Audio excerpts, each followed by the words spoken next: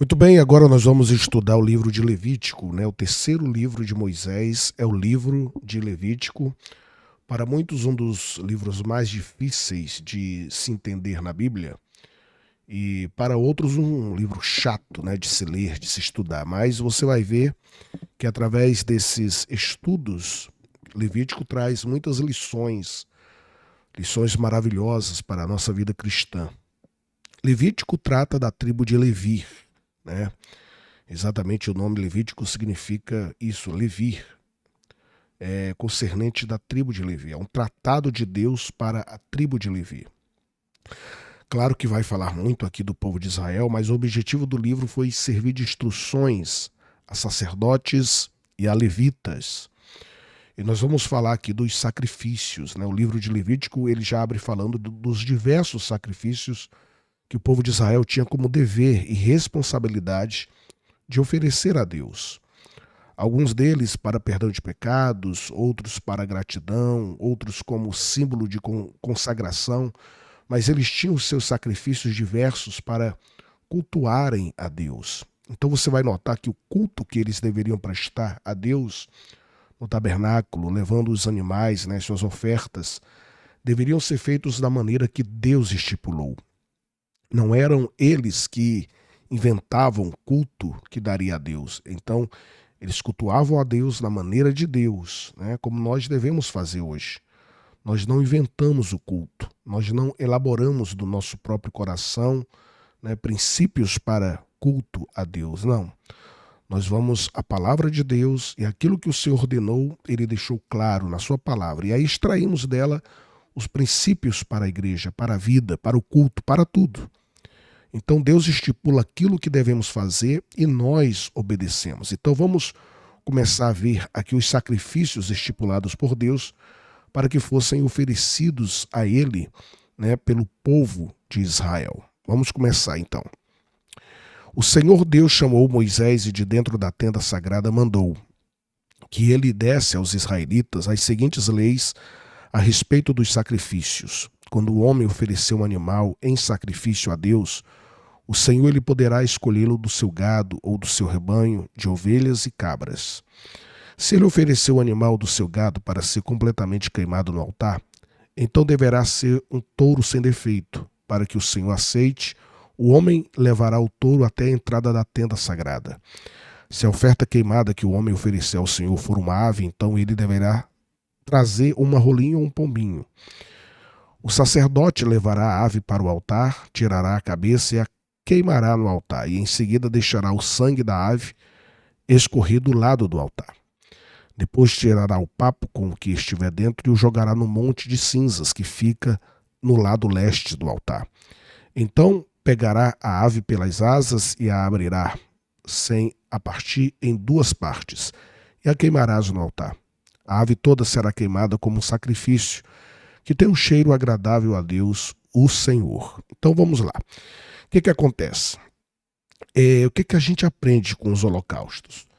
É muito interessante, você vai aprender muita coisa aqui, começando com os holocaustos. Primeira coisa, esse holocausto, ele deveria ser de bois, carneiros, cabritos ou aves, né?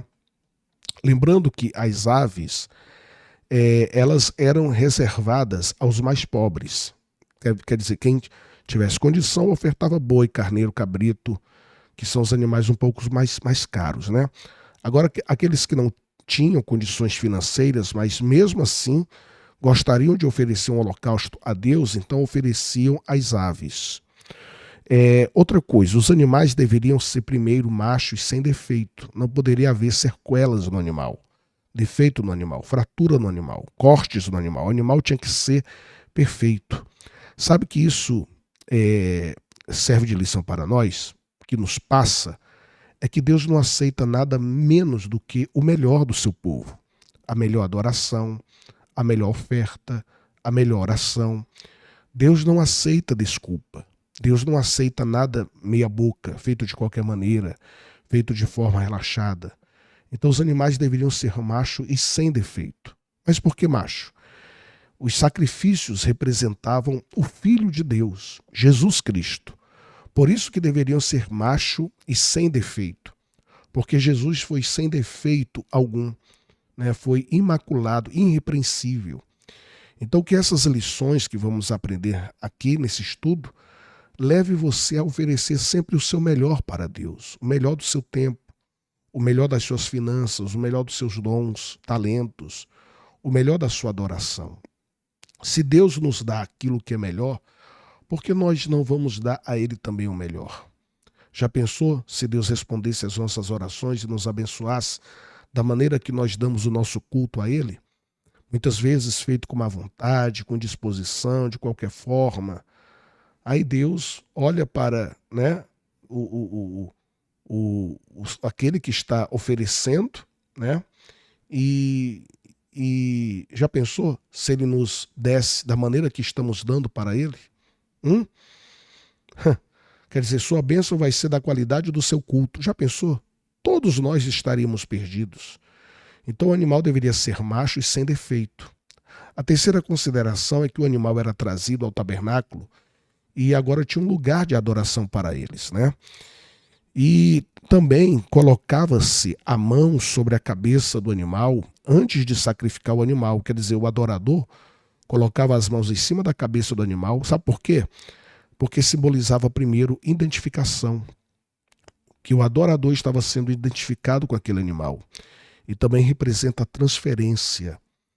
Você vai ver que nos outros sacrifícios havia muito isso, né, do adorador. Antes do animal ser decapitado, degolado, o adorador colocava a mão em cima da cabeça dele. Era um simbolismo no mundo espiritual.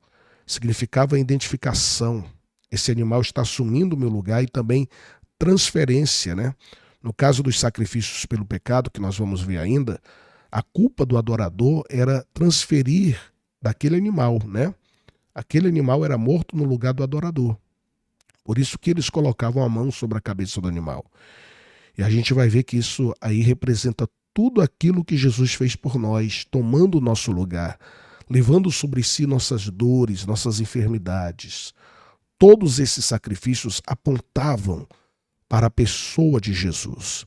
E aí, depois de degolado, o animal era queimado sobre o altar. Você vai ver que nos outros sacrifícios não era todo animal que era queimado, mas no holocausto todo animal era queimado, né? E subia com um aroma agradável ao Senhor. O Senhor Jesus foi o holocausto em nosso lugar, assumindo o nosso lugar, assumindo a nossa culpa, morrendo a nossa morte, para que pudéssemos viver a sua vida. Então, o que esse sacrifício, o que esses holocaustos representam? Jesus, o Senhor Jesus. A Bíblia diz em Romanos 12:1, portanto, meus irmãos, por causa da grande misericórdia divina, peço que vocês se ofereçam completamente a Deus como um sacrifício vivo, dedicado ao seu serviço e agradável a Ele. Esta é a verdadeira adoração que vocês devem oferecer a Deus. Então, no caso do holocausto, o animal ele era morto, ele era primeiro degolado e todo o seu corpo colocado para ser queimado. No nosso caso, não. No nosso caso, nós somos sacrifícios vivos. Esse é o verdadeiro culto racional, uma total consagração ao Senhor. É essa a ideia que o holocausto traz. Uma entrega sem reservas a Deus, uma entrega de todo ser.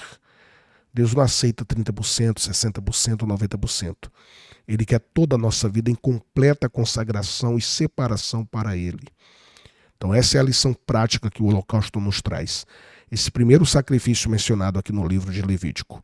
Vamos aprender sobre os outros sacrifícios no próximo vídeo. Deus abençoe.